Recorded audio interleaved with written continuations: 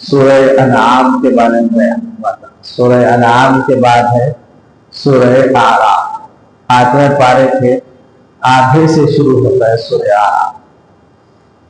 اعراف یہ اصل میں اللہ تبارک و تعالیٰ نے قیامت کی ایک کیفیت بیان کی ہے کچھ لوگوں کو، اس کا تذکرہ ہے۔ اعراف ٹیلوں کو کہا جاتا ہے۔ یہ جنت اور جہنم کے درمیان کچھ ٹیلے ہوں گے۔ وہ لوگ جن کے نام اعمال برابر ہو جائیں، آدھی نیکیاں آدھے گنا، نہ نیکیاں زیادہ ہوں گی نہ گناہ زیادہ ہوں، تو ایسے لوگ نہ جنت میں جائیں گے نہ جہنم میں جائیں گے۔ ایسے لوگوں کو کچھ وقت کے لیے یہاں رکھا جائے، تو اسی کی مناسبت سے اس کا نام سورہ اعراف۔ اس سورت میں بنیادی جو مضامین ہیں وہ ایک تو نبوت اور رسالت کی حقانیت، آغاز بھی اس سورت کا ہے۔ الف لام صاد کتاب انزل الیک فلا یکن فی صدرک حرج منہ لتنذر وذکریٰ للمؤمنین۔ یہ حروف مقطعات ہے، اس کے بارے میں شروع میں بتایا گیا تھا۔ اس کے بعد اللہ تعالیٰ کہتے ہیں یہ ایسی کتاب ہے جو تمہارے اوپر نازل کی گئی، فلا یکن فی صدرک حرج، تمہارے دل میں کوئی کجی نہ ہو، تمہارے دل میں اس سلسلے میں کوئی تنگی نہ ہو۔ فلا یکن فی صدرک حرج، تم نبی ہو اللہ کی طرف سے، اس میں کوئی شک اور شبہے کی بات نہیں۔ اسی مضمون کو اللہ تعالیٰ نے ثابت کرنے کے لیے مختلف انبیاء علیہ السلام کے واقعات اس صورت میں بیان ہیں۔ حضرت آدم علیہ السلام کا واقعہ، حضرت نوح علیہ السلام کا، حضرت ہود علیہ السلام کا، حضرت صالح کا، حضرت شعیب کا اور حضرت موسیٰ علیہ السلام کا، پھر بہت لمبا بہت تفصیل سے موسیٰ اور فرعون کے واقعات بیان کیے گئے ہیں۔ اور پھر موسیٰ علیہ السلام کا اپنے قوم سے جو مختلف معاملات ہیں، فرعون کے ڈوب جانے کے بعد، غرق ہونے کے بعد بھی اس کو بھی بیان کیا۔ یہ واقعات سنا کر تسلی دینا ہے نبی پاک صلی اللہ علیہ وسلم کو کہ بھئی تم کوئی نئے نبی نہیں ہے، وما كنت بدعا من الرسل، نئے نبی نہیں ہے۔ یہ دنیا میں کوئی اچھی چیز نہیں ہے۔ اللہ تبارک و تعالیٰ نے آدم علیہ السلام سے انبیاء علیہ السلام کا سلسلہ جاری رکھا ہے۔ انسانوں کی ہدایت کے لیے اللہ نے انبیاء کو بھیجا۔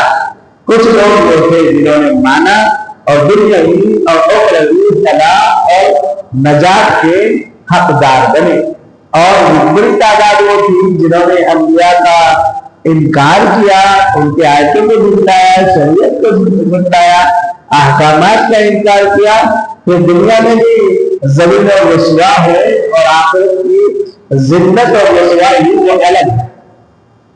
ایک مضمون بھی بیان کیا گیا، اور پھر اسی کے ساتھ ساتھ یہ جو اعراف والے ہیں ان کا قصہ بڑی تفصیل سے بیان کیا۔ وَنَادَىٰ أَصْحَابُ الْجَنَّةِ أَصْحَابَ النَّارِ أَنْ قَدْ وَجَدْنَا مَا وَعَدَنَا رَبُّنَا حَقًّا فَهَلْ وَجَدْتُم مَّا وَعَدَ رَبُّكُمْ حَقًّا قَالُوا نَعَمْ۔ یہ جب جنتی جنت میں چلے جائیں گے، جہنمی جہنم میں چلے جائیں گے، دونوں کے درمیان آرمی ہوگی، بات چیت ہوگی، بالکل بالمقابلہ جنتی جہنمیوں میں مخاطب کر کے کہیں گے کہ دیکھو دنیا میں تم ہمارا مذاق اڑاتے تھے، ہماری باتوں کو غلط ٹھہراتے تھے، ہمیں غلط ٹھہراتے تھے، ہم نے نبی کی باتوں کو مانا، دین کی باتوں کو مانا، اس پر عمل کیا، اس پر اللہ تعالیٰ کے وعدے تھے، آخرت میں انعامات کے، جنت کے، نہروں کے، حور و قصور کے، اور ان نعمتوں کے وعدے تھے جو انسان نے دنیا میں کبھی تصور بھی نہیں کی۔ اللہ کے نبی صلی اللہ علیہ وسلم نے فرمایا کہ قیامت کے دن ایمان والوں کو وہ نعمتیں ملے گی ما لا عین رأت ولا اذن سمعت ولا خطر على قلب شخص کہ جس کو کسی آنکھ نے دیکھا ہی نہیں، دیکھنا ایک محدود ہوتا ہے، اس سے زیادہ علم کا دائرہ انسان کا سنی سنائی باتوں پر ہوتا ہے۔ بہت سی چیزیں وہ دیکھتا نہیں لیکن سن پڑھ کر اس کو پتہ چلتا ہے۔ فرمایا ایسی نعمتیں جس کا کبھی کان میں پڑی نہیں، کان نے ان نعمتوں کے بارے میں کبھی سنا نہیں، اور اس سے آگے کا دائرہ ہوتا ہے ان کا انسان کے خیالات کا۔ آدمی تصورات میں چاہے جو بنانا چاہے بنانا، آدمی بیٹھ کر تصور کرے کہ میں آج جو ہے دنیا کا بادشاہ بن گیا اور میرے ہاتھ میں ساری دنیا کی حکومت آ گئی اور میرے ہاتھ میں پاور آ گیا، میں جو کہہ رہا ہوں وہ ہو جائے، اور لمحوں میں سینکڑوں میل کا سفر کر رہا ہوں یہاں سے وہاں، اور میں نے ساری دنیا کے لوگوں کو ایسے آرام کی زندگی دے دی۔ سوچ سکتا ہے نہیں سوچ سکتا؟ ایسا دماغی طور پر خیالات کے طور پر جتنا چاہے سوچ سکتا ہے۔ تو اللہ کے نبی صلی اللہ علیہ وسلم نے فرمایا آخرت میں جو نعمتیں ملے گی وہ ایسی ہے کبھی انسان کے دل میں اس کا خیال بھی نہیں ہوگا۔ تو جنتی جہنمیوں سے کہیں گے جو بتاؤ ان قد وجدنا ما وعدنا ربنا حقا، اللہ تعالیٰ نے ہم سے جو وعدہ کیا تھا وہ تمام وعدے ہم نے سچے سچے پائے، وہ تمام نعمتیں ہمیں ملی، اللہ نے ان تمام نعمتوں میں ہمیں نوازا۔ فہل وجدتم ما وعد ربکم حقا، اللہ نے تم سے جو وعدہ کیا تھا، تمہیں جس چیز سے ڈرایا گیا تھا وہ ملا نہیں ملا؟ استہزاء مذاق، دنیا میں بے دین لوگ، گنہگار لوگ، نافرمان لوگ نیک لوگوں کی، دیندار لوگوں کا مذاق اڑاتے نہیں اڑاتے؟ کل قیامت میں یہ ان کا مذاق اڑاتے۔ ایک تو انسان کی مصیبت اور مصیبت سے بڑھ کر دشمنوں کی ہنسی۔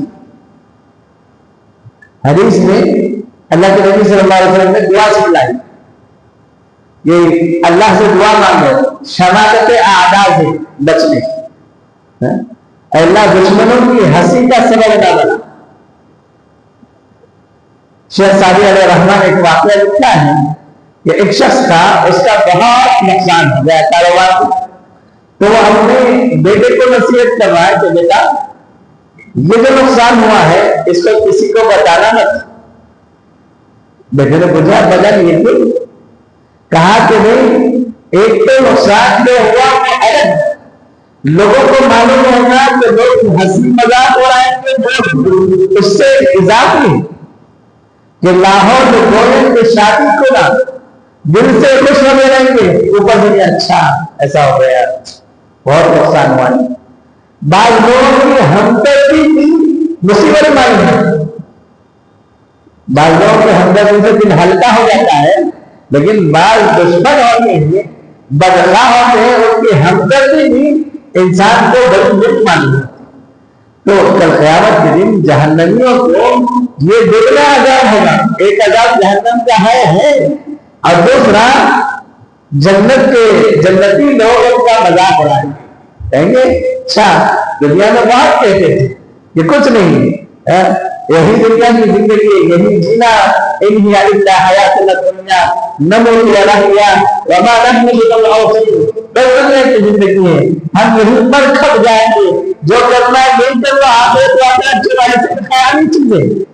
قرآن کریم میں اللہ تعالیٰ نے مشرکین کے یہ اقوال مختلف قوموں کے ذکر کیے ہیں الگ الگ جگہ، کہ ہر آنے والے قوم یہ کہتے تھے کہ آخرت کوئی چیز نہیں، بس یہی مر کر کھپ کر چلے جانا ہے، آخرت کوئی چیز نہیں، باغر بھائی یہ عالم دوبارہ نہیں۔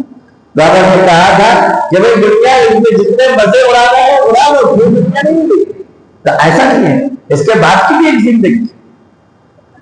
تو پھر آپس میں ایک دوسرے کی بات چیت ہوگی، اسی کے درمیان کچھ لوگ درمیان میں ہوں، کون ہو؟ وہ اعراف کا، وہ نہ جنت میں جائیں گے نہ جہنم میں جائیں گے، اور کی نیکیاں اور گناہ برابر ہوں گے، جس کی وجہ سے ان کو ان کی نیکیوں میں برابر جہنم میں جانے نہیں دیں گے، اور گناہگاروں کے برابر جنت میں جانے نہیں دیں گے.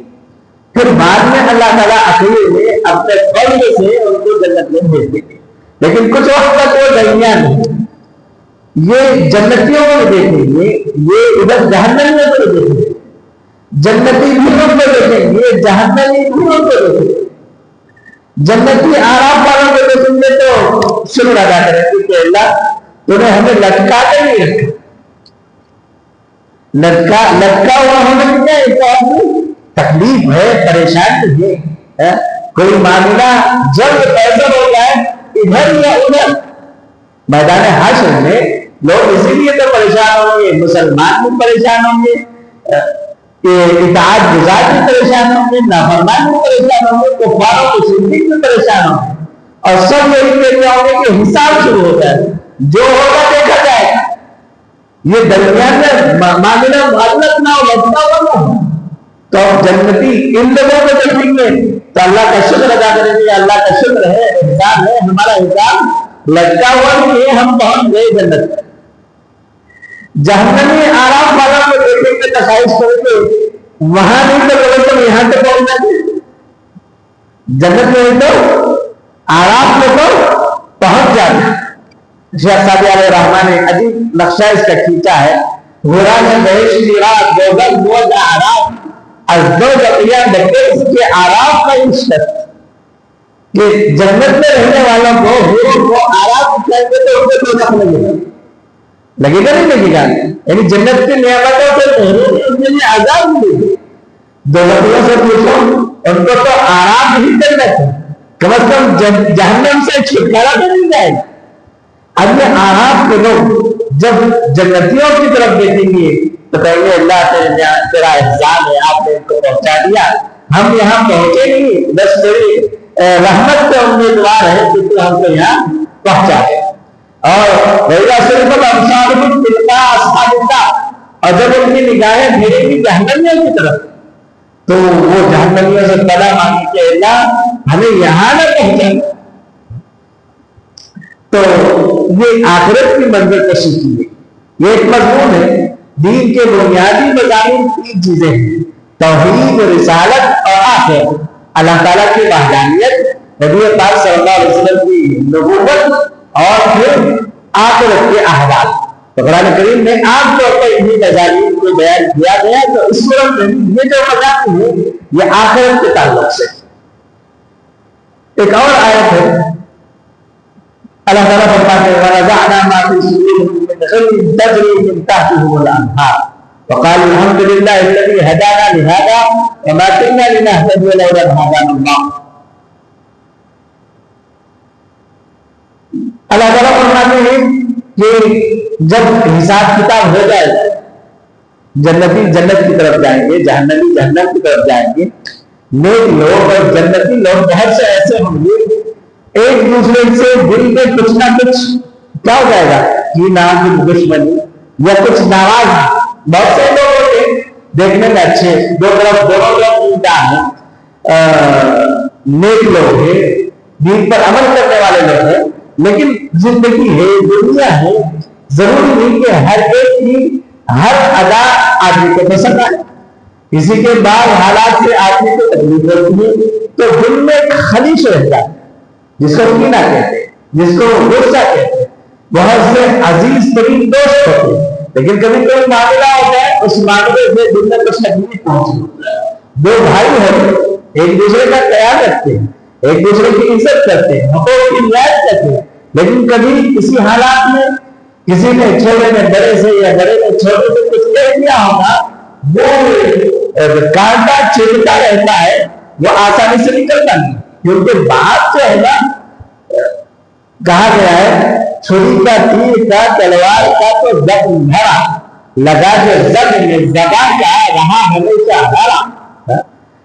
انسان کو اوزار سے کوئی زخم آ جائے, کوئی گھاؤ ہو جائے, وہ بھر جاتا ہے اور اچھا ہو جاتا ہے اور خیال نہیں رہتا.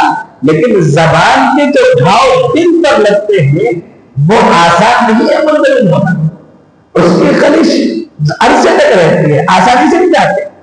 تو اچھے لوگوں کے درمیان، ایمان والوں کے درمیان، اطاعت گزار لوگوں کے درمیان، اللہ کے نیک بندوں کے درمیان بھی کبھی ایسا ہوتا ہے ایک دوسرے سے کبھی نہ اتفاق ہو جاتے ہیں یا کسی عمل سے دوسرے کو تکلیف ہو جاتی ہے تو دل میں کچھ خرش باتیں ہو جاتی ہیں۔ تو جب جنت میں جائیں گے تو آپس میں وہ کیا ہونا چاہیے؟ وہ خرش نہیں رہنا چاہیے۔ اللہ تعالیٰ فرماتے ہیں وَنَزَعْنَا مَا فِي صُدُورِهِم مِّن غِلٍّ، ہم ان کے دلوں میں سے وہ کھوٹ کینہ بھی جنت میں جانے سے پہلے نکالیں۔ جنتی جب جنت میں جائیں گے کسی کو کسی سے ذرہ برابر کوئی تکلیف نہیں رہے گی، کوئی غصہ نہیں رہے گا، کوئی کینہ نہیں رہے گا۔ بعض روایات میں آتا ہے پرسرات میں جب پرسرات سے پار ہو کر جائیں گے تو آخر میں پرسرات کے آخری حصے میں ان کو روک کر وہ معاملات پورے کر دیے جائیں گے۔ کسی کو کسی سے غصہ ہو تو بدلہ دلا دیا جائے، اور بدلہ دلانا ایک طریقے کہ انسان کے نیک اعمال کو اسے طرح کر دیا جائے، اگر نیک اعمال ملے تو گناہ ڈال دیا جائے۔ ایک طریقہ تو وہ ہوتا ہے نیک لوگوں کے ساتھ اس کے علاوہ معاملہ ہوتا ہے، اللہ تعالیٰ نیک لوگوں کے معاملے میں اپنی طرف سے حقداروں کو حق دے دیتے ہیں اور معاف کرا دیتے ہیں اپنی طرف سے۔ اور بعض روایات میں آتا ہے کہ جو نہر ہوگی اس نہر کا جب پانی پیئیں گے تو اس کی برکت سے دل میں جو کدورتیں ہوں گی، جو دشمنیاں ہوں گی، جو ایک دوسرے کا غصہ ہوگا وہ سب ختم ہو جائے گا۔ اللہ تعالیٰ یہ احسان اور اکرام کریں گے، اور اللہ کی خاص رحمت یہ ہوگی کہ جب نتیجہ جنت میں جائیں گی تو اس کا دل کسی سے برا نہیں ہوگا، کسی کے بارے میں اس کے دل کا غصہ۔ یہ بہت بڑی صفت ہے، دنیا میں بھی آدمی کو ایسی زندگی گزارنا چاہیے کہ انسان ایسے زندگی گزارے کہ اس کا دل سب سے صاف۔ کوشش یہ کرے کہ سونے سے پہلے اگر کسی سے کوئی تکلیف پہنچ ہو تو دل سے معاف کرے، اللہ تعالیٰ اس کو بہت بڑا بدلہ دے گا۔ حدیث میں آتا ہے کہ ایک صحابی تھے، نبی پاک صلی اللہ علیہ وسلم نے ان کی بہت تعریف کی تو دوسرے صحابہ کو ایک صحابی کو اشتیاق ہوا کہ اس کا کیا عمل ہے، دیکھو رات میں گئے کہا کہ میں مسافر ہوں، میں آپ کے پاس رہنا چاہتا ہوں، تو رات میں ساتھ میں رکھ لیا، ایک دن دو دن تین دن ساتھ میں رہے، اور اس کے بعد کہا کہ دیکھو اصل میں تمہارے پاس رہنا نہیں چاہتا، نبی پاک صلی اللہ علیہ وسلم نے تمہارے بارے میں تعریف کی تھی کہ بہت بہترین انسان، تو میں تمہارا وہ عمل دیکھنا چاہتا تھا جس عمل کی بنیاد پر اللہ کے نبی نے تمہاری تعریف کی، تو ایسے کوئی خاص عمل تو ہے، اور کہا کہ میرے اندر کوئی ایسا خاص نہیں ہے، میں عام آدمی کو ذرا فرائض واجبات ادا کرتا ہوں، آپ کوئی خاص عمل نہیں۔ ہاں البتہ ایک بات ہے، رات میں جب بستر پر میں جاتا ہوں تو میں اپنے دل کو اپنے تمام مسلمان بھائیوں سے پاک و صاف کر دیں، میں اس حال میں سوتا ہوں کہ میرے دل میں کسی کے خلاف کینہ نہیں ہوتا۔ آدمی کو کینہ کا ضرورت کسی سے نہیں رکھنی چاہیے۔ جنتیوں میں جن کے دلوں میں کینہ کا ضرورت نہیں ہوتا وہ جنتی صفت کے حال ہے، جنت میں نہیں ہوگا، کینہ نہیں ہوگا، اور پھر جائیں گے جنت میں پہنچ جائیں گے تو جنتی اللہ کا شکر ادا کریں گے اور وہ کہیں گے قالوا الحمد للہ الذی ہدانا لہذا وما كنا لنهتدي لولا ان هدانا الله۔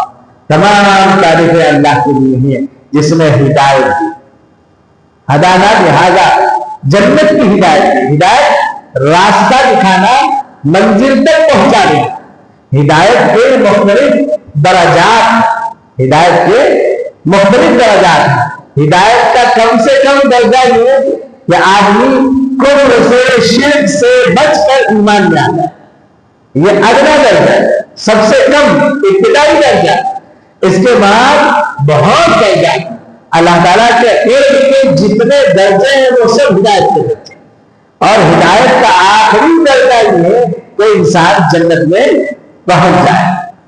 آدمی مسلمان ہے، اعمال پر عمل کرتا ہے، اسی پر اکتفا نہیں، ہدایت کے مختلف درجات ہیں. یہی وجہ ہے کہ ہمیں تعلیم دی گئی کہ ہر نماز کی ہر رکعت میں اللہ سے ہدایت مانگو. اهدنا الصراط المستقیم، اهدنا الصراط المستقیم. تو کیا ہم ہدایت پر نہیں ہے، گمراہی پر ہے؟ نہیں، اس کا یہ مطلب نہیں. ہدایت کے درجات مختلف ہوتے ہیں. ہدایت یہ نہیں ہے کہ اللہ تعالیٰ کفر سے شرک سے بچا کر ایمان والا بنا دے. ہدایت یہ نہیں ہے کہ انسان اللہ تعالیٰ گناہوں سے بچا کر نیک اعمال پر چلنے والا بنا دے، دین پر مکمل عمل کرنے والا بنا دے.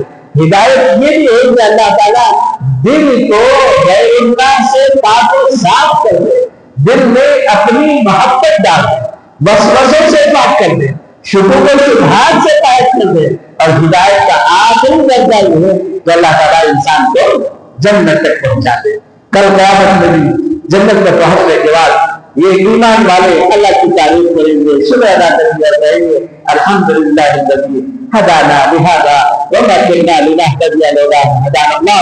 اور ساتھ میں اس بات کا اعتراف کریں گے کہ محض اللہ کی عطا ہے. ہدایت کیا ہے؟ محض اللہ کی عطا ہے.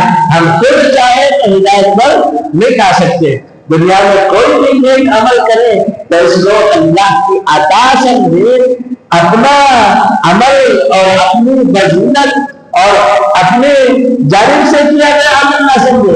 محض اللہ کی توفیق سے نیک اعمال آدمی کر سکتا ہے، بغیر اللہ کی توفیق کے نیک اعمال کرنا ممکن نہیں. اللہ تبارک و تعالیٰ توفیق عمل نصیب فرمائے.